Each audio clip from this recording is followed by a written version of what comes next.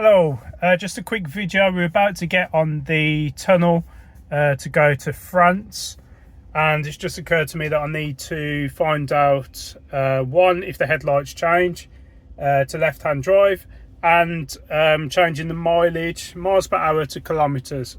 So first one, headlights. Apparently these are flat beam LED matrix headlights, so we don't need to put any stickers on the headlights or worry about that, so that's fine. But to change to kilometers per hour, if you just click on settings, so your car, and we just need to scroll down to display, and then scroll down to distance. It's currently in miles. We're going to change that to kilometers.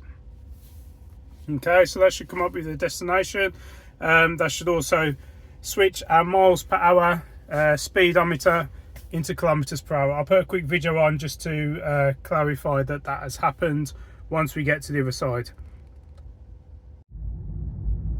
So there's a confirmation, it has switched across to kilometers. So yeah, simple as that. If you liked the video, if it's helped you, please click on like. Also follow me for more car content. That'd be absolutely fantastic, much appreciated, and thank you. Bye bye.